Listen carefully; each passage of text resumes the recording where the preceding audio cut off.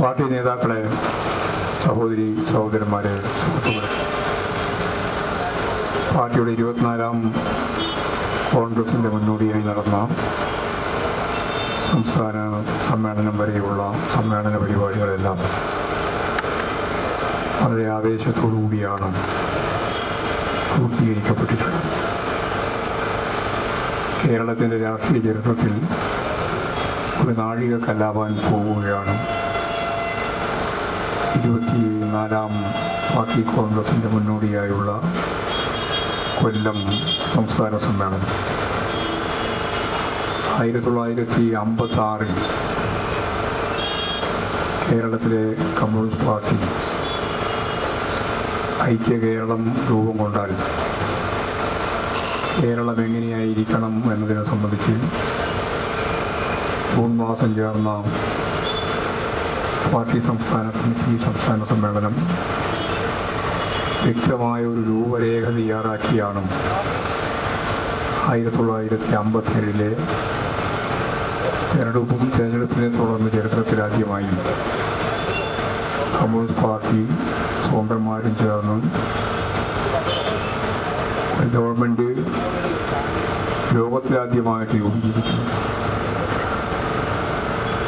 അതുപോലെ കൊല്ലം സമ്മേളനം ചരിത്രത്തിൽ ഇടം നേടാൻ പോകുന്ന ഏറ്റവും പ്രധാനപ്പെട്ട ഒരു കാര്യം, സമ്മേളനത്തിൻ്റെ സാധാരണ അജണ്ടയിൽ നിന്നും വ്യത്യസ്തമായി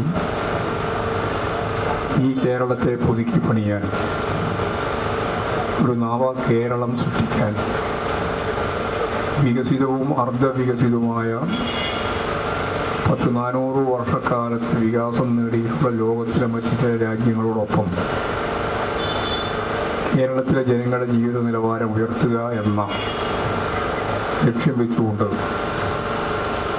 CPIM-ന്റെ പോളിറ്റ് ബ്യൂറോ അംഗവും കേരളത്തിൻ്റെ ബഹുമാന്യനായ മുഖ്യമന്ത്രിയുമായ സഖാവ് പിണറായി വിജയൻ നവകേരളത്തിൻ്റെ പുതുവഴികൾ എന്ന ഒരു രേഖ അവതരിപ്പിക്കുകയും അത് വിശദമായ ചർച്ചയ്ക്ക് ശേഷം സമ്മേളന നടപടിയുടെ ഭാഗമായിട്ട് തന്നെ അംഗീകരിക്കപ്പെടുകയും ചെയ്തിരിക്കുക.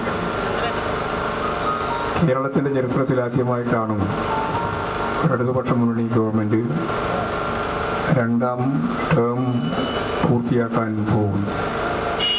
അതിൻ്റെ 4ാം വാർഷികം വരുന്ന ഏപ്രിൽ മാസം 20-ാം തീയതി ആരംഭിച്ച് മെയ് മാസം 30-ാം തീയതി സമാപിക്കാൻ പോവുക. അത്തരത്തിലുള്ള പരിപാടികൾ നടക്കുന്ന ഈ ഘട്ടത്തിൽ തീർച്ചയായിട്ടും ഒരു 3ാം LDF ഗവൺമെൻറ്റിന് വേണ്ടി കേരളം കാത്തിരിക്കുകയാണ്. അത്തരത്തിലുള്ള വളരെ ശ്രദ്ധേയമായ രാഷ്ട്രീയ മുന്നേറ്റം ഈ കേരളത്തിൽ നേടിയെടുക്കുന്നതിന് വേണ്ടി സാധിക്കത്തക്ക രീതിയിലുള്ള ഫലപ്രദമായ ആരോഗ്യകരമായ ഒരു സമ്മേളനമായിരുന്നു കൊല്ലം സമ്മേളനം. ആ കൊല്ലം സമ്മേളനത്തിൽ നിന്ന് വീണ്ടും സെക്രട്ടറിയായി തിരഞ്ഞെടുക്കപ്പെട്ട എനിക്ക് കണ്ണൂർ എന്ന് പറയുന്നത് കേരളത്തിലെയും ഇന്ത്യയിലെയും കമ്മ്യൂണിസ്റ്റുകാരൻ്റെ ഏറ്റവും ആവേശം നൽകുന്ന ഒരു നാമമാണ്.